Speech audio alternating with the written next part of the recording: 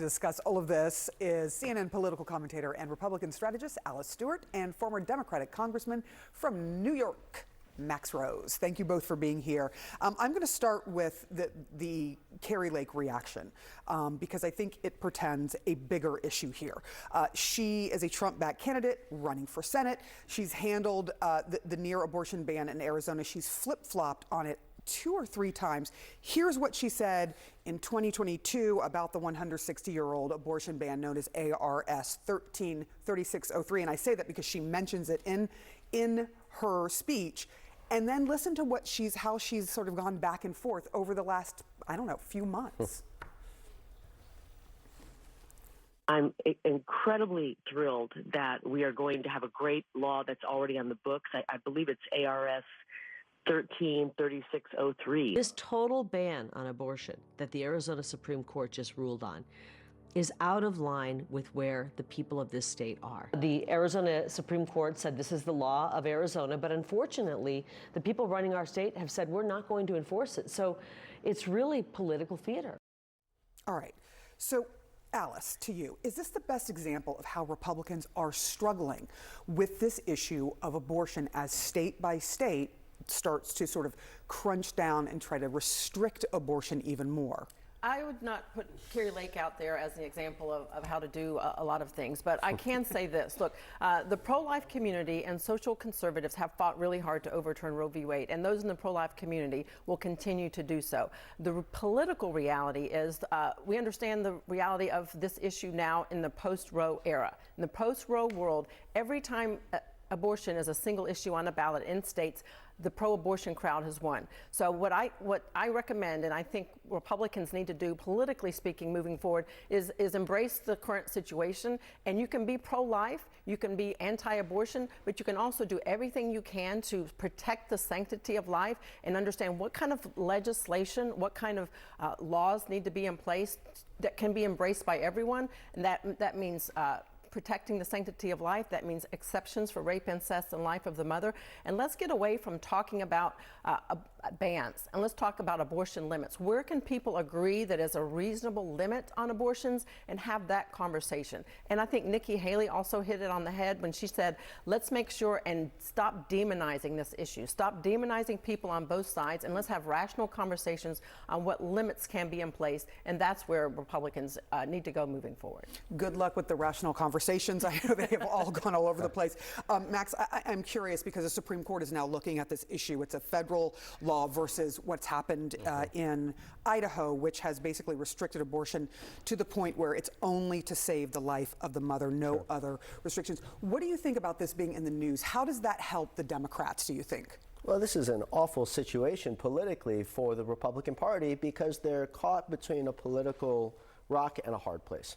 See, they have this extraordinarily large extremist base that is, after the overturning of Roe, seeking to have ultimate bans with no exceptions. They are not satisfied with just the Supreme Court ruling in and of itself. And then you have an equally sizable group of independent, very swingable voters, particularly in these presidential swing states, where this is amongst the most motivating issues imaginable for them. Hence why you see Kari Lake, and this is candidate agnostic. She may be a bad candidate, but this is every Republican candidate.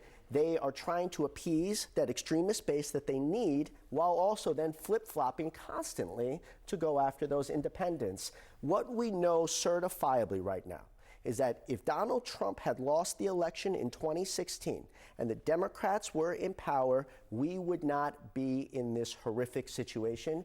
And it is imperative, and he will do this, the Biden campaign will consistently remind voters of that fact. Well, let's go to that because President Joe Biden was in Tampa, Florida. He went to Florida because the Biden campaign believes that that state might be up for grabs, even though it went very heavily for Donald Trump back in 2016. Here's what Joe Biden said to the crowd. Now in America today, in 2024, women have fewer rights than their mothers and their grandmothers had because of Donald Trump. Look, I don't think we're going to let them get away with it, do you?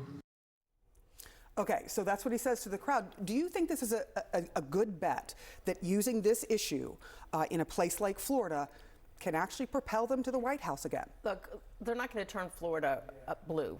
There's no question about that. This is a very conservative state. And look, to your point, yes, Donald Trump did appoint 3 conservative justices to the Supreme Court, which led to overturning Roe v. Wade. And it basically took the decision of abortion out of the hands of 9 unelected justices and put it in the hands of the states. That's where it is now, and that's where we need to be having these conversations. But look, I don't blame Joe Biden for going out and sending him out and Vice President Harris out talking about abortion, because they're underwater on key issues that voters are concerned with. We're talking about inflation, the economy, the border, national security.